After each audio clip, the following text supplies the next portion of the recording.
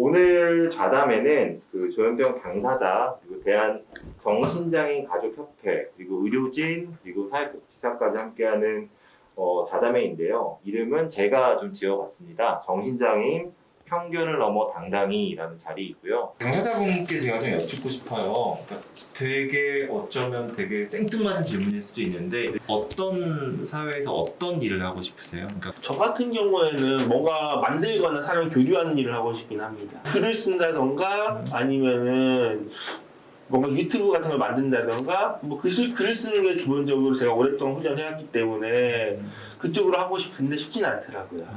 저는 어떤 일을 하든 간에 일에 대한 효과성이 올바른 방향으로 좀 사람들과 좋은 교감을 하면서 행복하게 살고 싶고, 또 어떤 욕심으로 인해서 뭔가 하고 싶다면 끝이 없겠지만 그 욕심이 주제가 아니라 내가 주어진 한 단계씩 행복하게 살아가는 과정을 겪고 싶습니다. 실례지만 지금 어떤 일을 지금 하고 계시죠? 내년에 사회복지학과를 갈까, 지금 뭐 이렇게 큰 범위가 있는 게 아니다 보니까 뭐 노동은 예전에 해봤는데 좀 스트레스적으로 해서 별로 좀 그렇고, 고졸도 겨우 야간으로 나왔었는데 이제 조금씩 치료가 되다 보니까 이제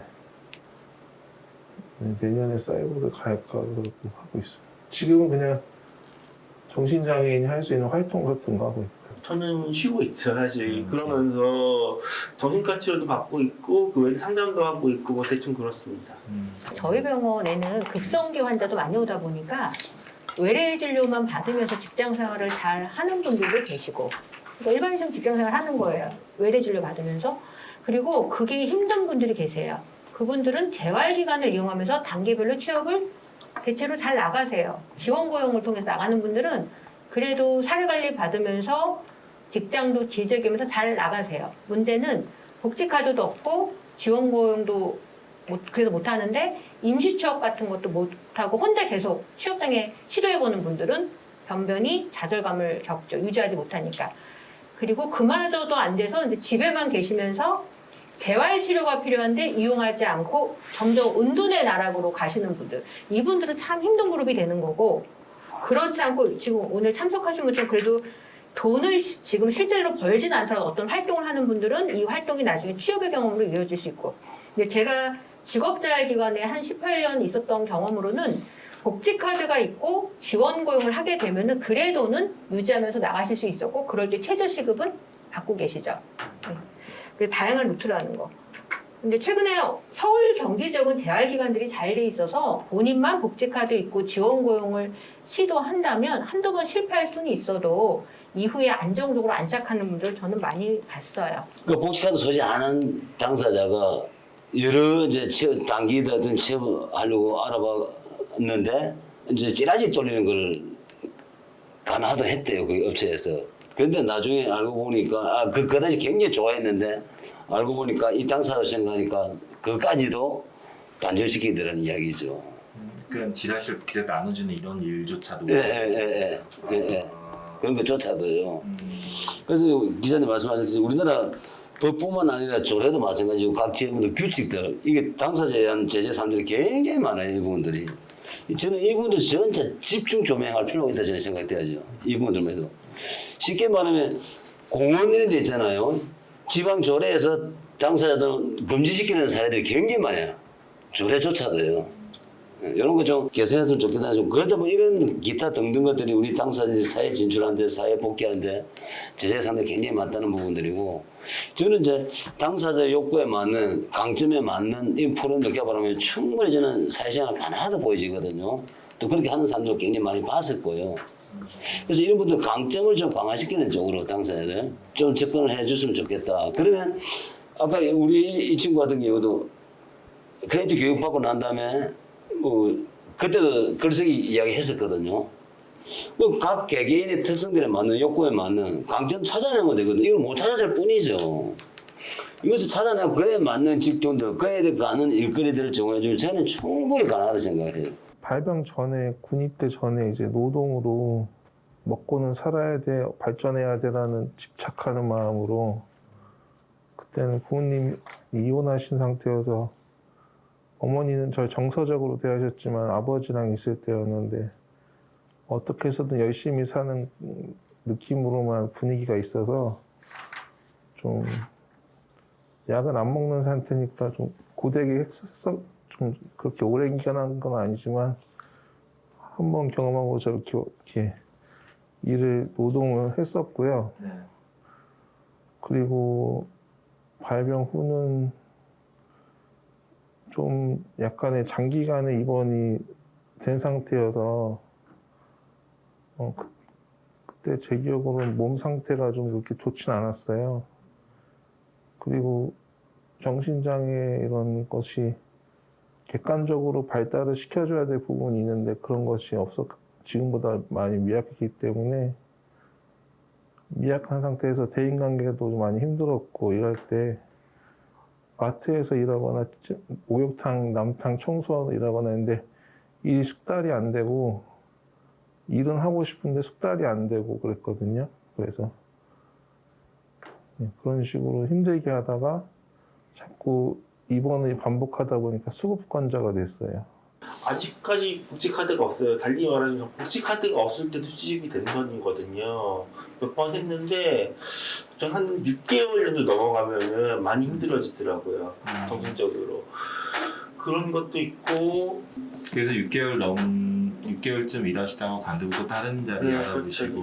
그렇죠. 그리고 애초에 지금은 정규직 생활을 해야 되니까 6개월 되기 전에 보통 계약을 마치잖아요. 네, 그런 것도 있고. 그리고 기본적으로 일하는 능력 자체가 떨어지기는 해요. 해보니까 제가 원래 좀 그렇게 둔한 면도 있는데 업무 능력 자체가 그 하루 8시간씩 집중해야 되고 그러는 게 사실 수면 시간이 보통보다 길어진 상태에서 쉽지가 않거든요. 뭐 그런 부분도 있었습니다. 그 회사 도산하는 거 처리를 하기 위해서 일시적인 고용된 적이 있고요. 네. 그리고 그 뒤에 출판 문제회사에서 일한 적이 있고, 그리고 그 뒤에는 지금 사회적 일자리로 콜센터에 있었어요.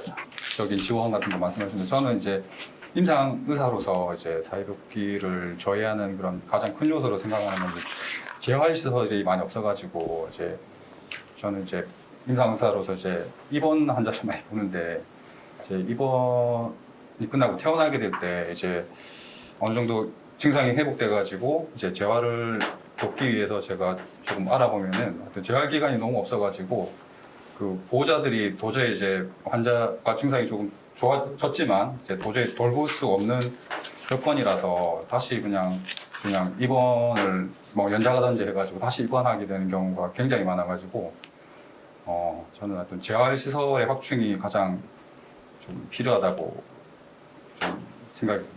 입원 환경이 이제 그 보통은 이제 그 격리된 공간에서 네. 이제 보호병동 같은. 네, 보호병동에서 격리된 공간에서 이제 약을 이제 스스로 챙겨 드시는 게 아니라 보통 이제 치료진이 이제 약을 제공하게 되고 이렇게 치료에 있어서 이제 도움을 받고 식사도 물론 이제 도움을 받는데 그 저희가 말하는 가장 기본적인 재활이라고 하면은 이제 입원 환경에서 이제 벗어나서 스스로 이제 약도 챙겨 드시고 일상생활도 이렇게 좀 하시고 이런 게 기본적인 게 일상생활을 이제 자주 생활이라고 하죠. 이제 자주 생활이 이제 기본적으로 돼야 되는 게 이제 가장 기본적인 재활 활동이 되어 있고 이제 이게 가능하면은 아까 말씀하신 뭐 직업 재활 같은 거 이제 간단하게 복잡한 그런 일이 아닌 그런 간단한 그런 직업 재활 기간 같은 것도 이제 재활 활동에 포함이 될 것 같습니다. 우선 저는 병원에 근무하니까 다양한 활동인데 병원을 먼저 기준으로 말씀드리면 병원에서 입원 치료라든 외래 치료를 하고 저는 3가지 영역이 필요한 것 같아요. 하나는 나한테 맞는 신뢰감이 가는 주치의를 잘 만나서 외래 진료를 꾸준히 받으면서 나한테 맞는 약물 유지를 계속하는 거. 이게 기본으로 들어가고 이거를 잘할 수 있게 도와주는 가족이 있어서 가족이 계속 지지적인 역할을 하고 외래 치료 단계, 입원할 때 퇴원하고 또 재활 단계에서 가족이 지지적인 역할을 하고 일단 이것이 된 상태에서 재활치료는 서울 경기 기준으로 말씀드리면 크게 4가지 유형의 재활기관이 있는데 이걸 통해서 재활 단계로 나가는 분들이 저는 가장 많이 봐요. 제가 연계하는 업무를 하고 있으니까. 근데 이걸 다 거부하고 집으로 가서 더 이상 외래 안 다니고 나빠지고 반복 무한 반복 입원하는 분이 계세요. 이 그룹은 일단 빼고 이 그룹이 꽤 많아요. 아무리 재활기간이 많아도 재활기간이 부족한 건 사실이지만 저희가 연계를 못한 경험은 거의 없는데 안 가세요. 서울 경기는 그렇습니다. 안 가세요. 이용을 안 하세요. 그래서 4개 기관에 크게 있는데 24시간 생활시설이 있어요.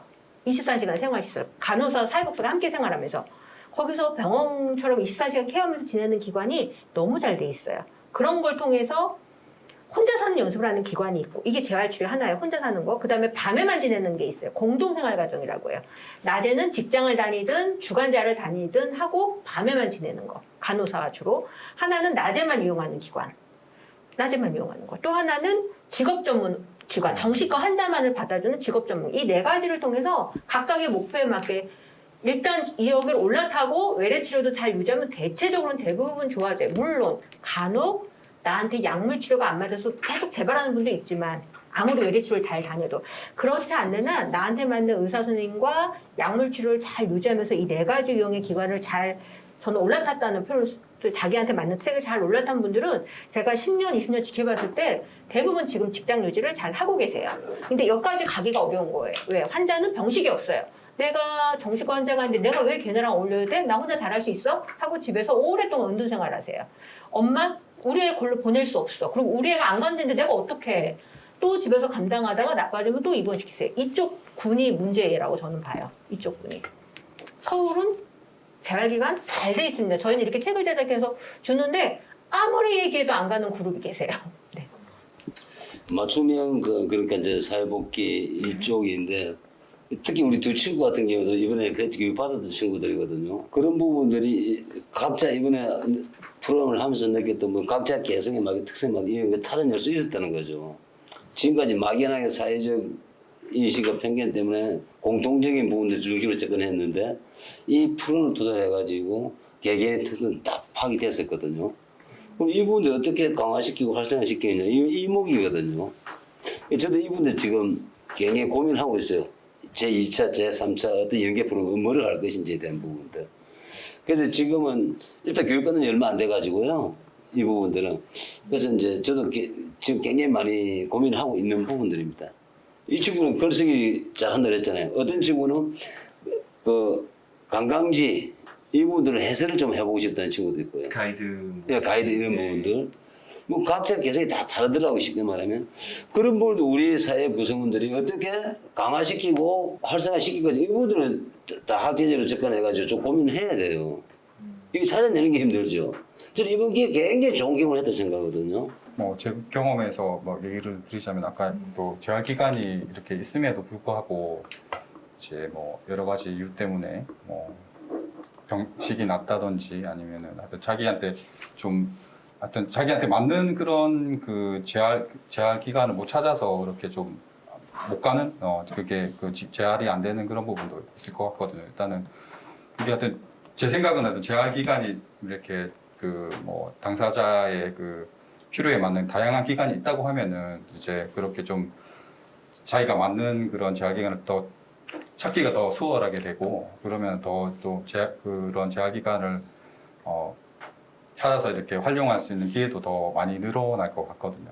그래서 지금 재활 아까도 말씀드렸지만 재활의 범위가 상당히 넓기 때문에 일상생활에서부터 이제 직업 재활까지 이렇게 범위가 넓기 때문에 그래서 그런 재활 기간의 종류와 범위가 이렇게 늘어나고 그래서 당사자가 이렇게 선택할 수 있는 그런 범위가 늘어난다면은 오히려 이렇게 좀 더 재활의 접근성이 좀 좋아지고 좀 좋아지고. 사실 저희한테 가장 필요한 거는 뭐냐면 제가 보기에는요 저희가 무엇을 할 수 있고 무엇을 할 수 없는지를 확실하게 아는 게 필요한 것 같아요. 그럼요. 이게 병식이랑도 연결되는 부분이고 실질적으로 저희가 무엇을 할 수 없는지를 알면은 그 부분에서 고치던가 아니면 그 부분을 우회하던가 할 수가 있는데 이 사회적인 편견이라던가 우리 자신이 갖고 있는 편견 같은 게 그 부분에 대해서 객관적으로 접근하기보다는 너무 감정적으로 접근하는 경향이 있는 것 같아요. 본인 관련해가지고 그러니까 제 비슷한 사례를 들은 사회복지사를 준비하던 분이 시험을 보고 있는데 안 된다 라고 해서 좀 문제가 되게 됐었던 적이 최근에 있었어요. 소송도 진행한다고 이런 경우들이 있었는데 운전면허도 마찬가지죠. 사실은. 네, 운전면허도. 네, 그래서 본인은 그런 경험들이 좀 있으셨는지, 예를 들면 어떤 걸 준비하고 싶은데 내가 이거를 해도 될까? 이거 하면 안 되는 거 아닌가? 이런 것 때문에. 일단 저도 운전면허를 딸까 계속 고민하고 있는데 이게 사실 저는 면허를 딸 수 있다고 하더라도 이게 제가 지속적으로 운전할 수 있을까 굉장히 의문이 있거든요. 그래가지고 저도 고민에 빠져 있어요. 사실 그 부분에 있어서는.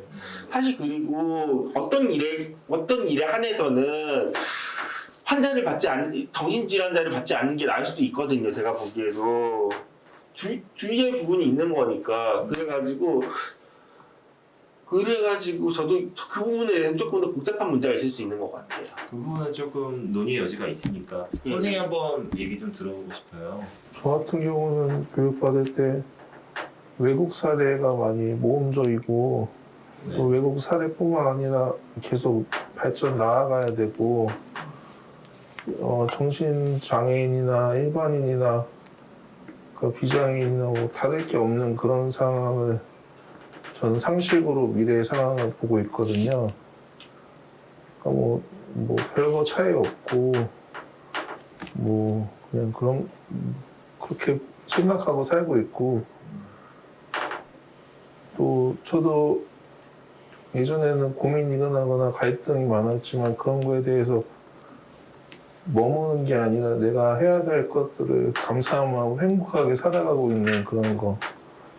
그렇게 즐겁게 살아가고 또 사람들이랑 잘 만나면서 즐겁게 잘 지낼 수 있다는 거에 의미를 두고 또 저 같은 경우는 또 교회에 많이 매달린 적도 있었는데 뭔가 이렇게 가르침을 배운다는 것이 확실하게 와닿지 않고 그냥 추상적인 건데 믿어버리려고 하면 안 되더라고요. 현실적으로. 그래서 경험으로는 도움이 됐지만 저한테 직접적으로 직관적으로 도움되는 것들에 좀 경험치를 배우다 보니까 거기에서 제가 성숙하는 면이 생기고 좋아지고 있습니다.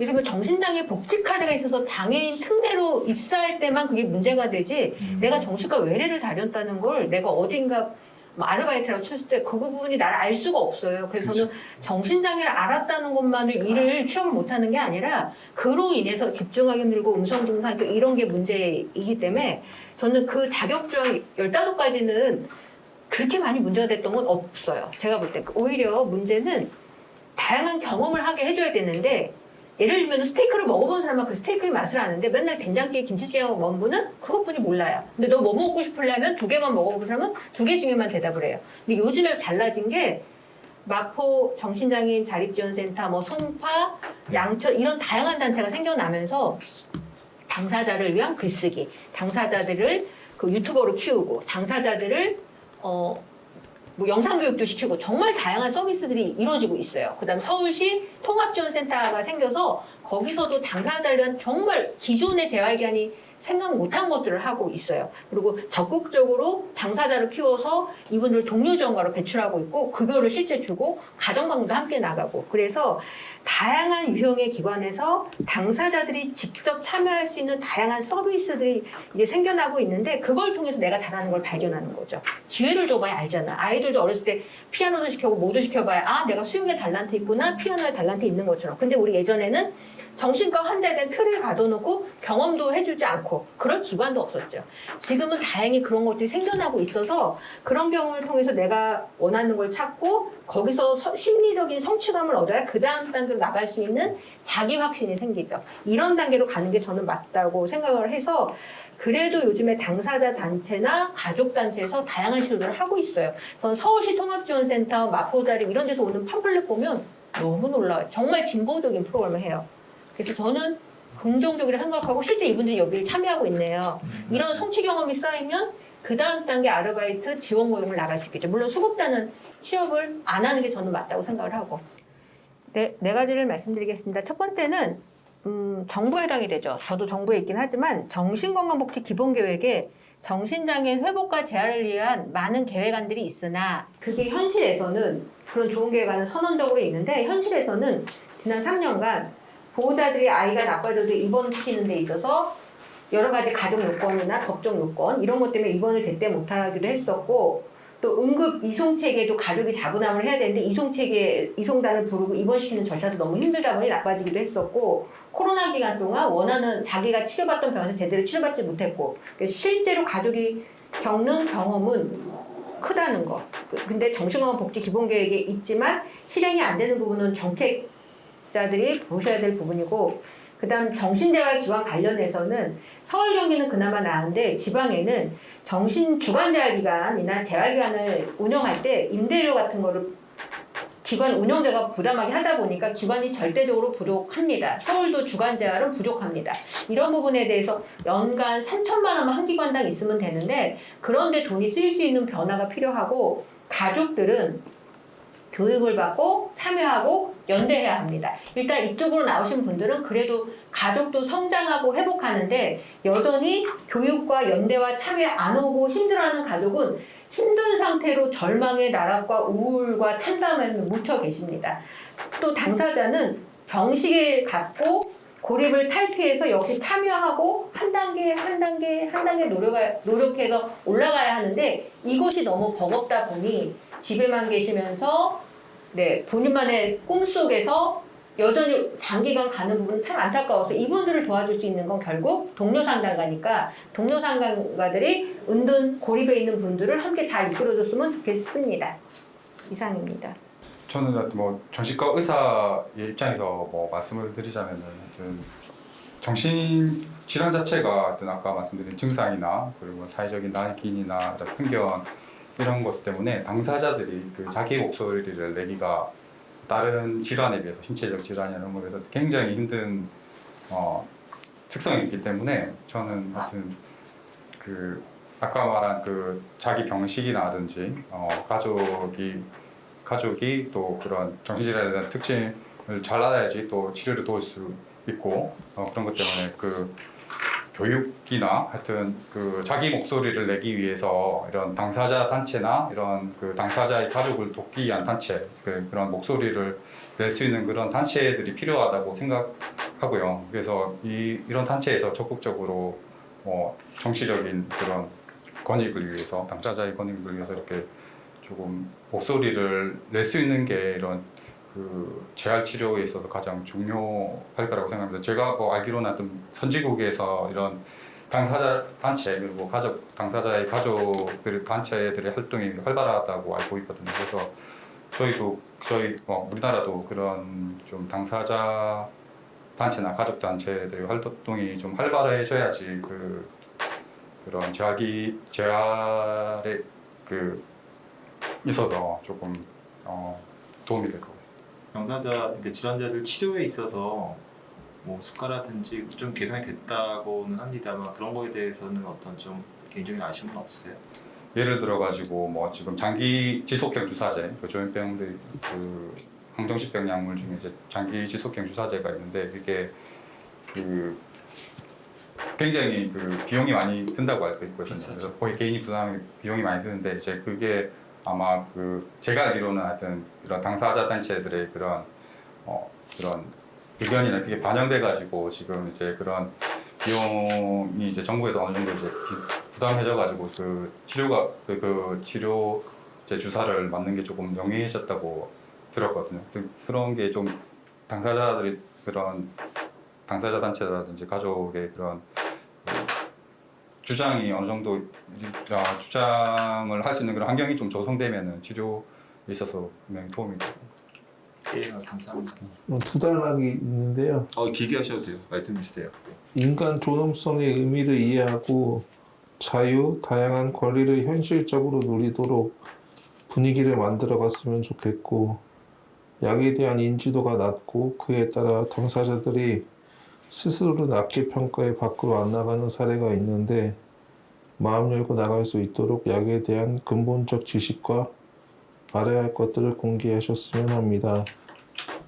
너무 약에 대해 따지는 건 아닌데 그냥 좀 예전부터 많이 고민했던 부분이라서요. 저는 그 어느 누구와도 긍정적이고 올바른 태도로 대화하고 어울릴 줄 아는 능력을 길러서 정신장애가 단지 성숙해지는 일반인의 단계이며 그 과정을 모두가 사랑과 관심으로 돕고 건강하고 행복할 수 있도록 함께하겠습니다. 일단 이게 정신과에서 병원 가는 사람들이 적다는 얘기가 나왔는데 사실 이게 조현병까지 가지 않더라도 우울증만 되면 한 50% 이상 사람들이 근데 병원에 안 간다고 생각을 해요. 그래 이렇게 가는 걸 막는 사회적 편견도 있는데 제가 거꾸로 다른 편견 얘기하자면은 정신과 환자가 뭐건다 할 수 있다는 건 사실 저는 사회적 편견이라고 봐요. 뭐건다 할 수가 없어요. 왜냐면 이게 다리를 못 걷는 사람, 다리를 써서 걷지 못하는 사람은 일반적인 올림픽 참가하시지 않고 눈이 안 보이는 사람한테 눈으로 보라고 안 하잖아요. 그러니까 저희가 할 수 있는 거 할 수 없는 게 확실하게 어떤 종의 장애나 특성으로서 인식되는 경향가 생기면은 이 사람은 어떤 장애 때문에 어떤 건 못하는데 나머지는 다 잘할 수 있다. 뭐 이런 식으로 사람으로부터 장애를 분리해낼 수 있다는 생각이 들어요. 지금 정신장애하고 정신적인 인식하고 이게 죄다 같이 가니까 사람들이 좀 더 힘들어하는 거거든요. 그래가지고 이 아픈 사람이라기보다는 장애가 있는 사람이랑 장애가 없는 사람이랑 확실하게 구분할 수 있는 방법을 만드는 게 더 필요할 것 같습니다. 아주 근본적인 중요하신 말씀해 주신 것 같아요. 감사합니다. 예, 사무소장님 들어볼게요. 예, 저는 뭐 법 제도 이런 걸 다 이렇게 많이 접했었고요. 저는 여기서 경험하고 느꼈던 부분을 중심으로 좀 말씀드리면 우리 전국의 선생님 말씀하셨듯이 각종 사회 활동, 단체 활동을 할 수도 해주는 부분인데 저는 이 가족들의 당사자 중심으로 각 지역에서 평생교육 지원센터라든지 그 정신장애인들 가족들 중심으로 그러면 각종 이 프로그램을 개발해가지고 활동하다 보면 목소리 낼 수 있다고 저는 보여지거든요. 뭐 강요단체라든 뭐 지방자치단체든 그 정신장애인들의 평생교육 지원센터 이런 형식으로 좀 설립이 됐으면 좋겠다는 생각하고 그리고 또 근래 제가 좀 관심 갖는 게요. 당사자 가족들이 지역사회 활동을 할 수 있도록 좀 광고를 해야 된다 생각하거든요. 그래서 정신장애인 가족들 자원봉사 활동을 할 수 있도록 좀 뭔 프로그램이 있을까 고민했었거든요. 전국의 자원봉사센터에 몇 군데 연락해 보니까요. 당사자와 정신장애인 중심으로 개인이든 가족이든 지역사회 활동을 하는 사람 단체가 거의 없더라고요. 프로그램 자체가 없더라고요. 한국에서는. 외국가 우리 정근생이 했듯이 북유럽 같은 경우는 지역사회 활동을 많이 하거든요. 가족 당사자들이. 아직까지 우리나라에 굉장히 미비하거든요. 그래서 지금 저도 우리 협회에서 가족들이 지역사회 봉사활동을 할 수 있는 봉사단체를 만들자고 제안했었고 또 회장님하고 매치가 돼가지고 지금 제가 계속 작성하고 있거든요. 그래서 이런 부분들이 저 두 가지 좀 말씀드리고 싶어요. 이런 분들이 그러면 활성화되면 사회활동 할 수 있고 목소리도 낼 수 있고 또 인식과 편견들이 좀 변화될 수 있다고 저는 생각하거든요. 실제 우리 주변에서 할 수 있는 분들 중심으로 저는 개선하고 접근해 나가면 좋겠다는 생각을 합니다. 어떻게 하면 이들을 사회로 더 올 수 있고 재활을 어떻게 하면 재활시설을 늘릴 수 있는 건가라는 그런 문제의식으로 갖게 된 첫 번째 계기인 것 같아요. 이런 자리가 좀 많이 마련이 되면 정신건강 관련된 적은 예산과 그다음에 적은 인력과 그다음에 낮은 그 사회적 인식 같은 것들도 조금씩 개선될 수 있지 않을까라는 바람을 좀 가져보고요. 오늘 이제 멀리는 세종에서 그다음에 바쁘신 환자를 보다가 오시기도 하고 업무를 보다가도 와주셨는데 너무 감사하고 자리는 마무리하도록 하겠습니다. 감사합니다. 네. 네, 감사합니다.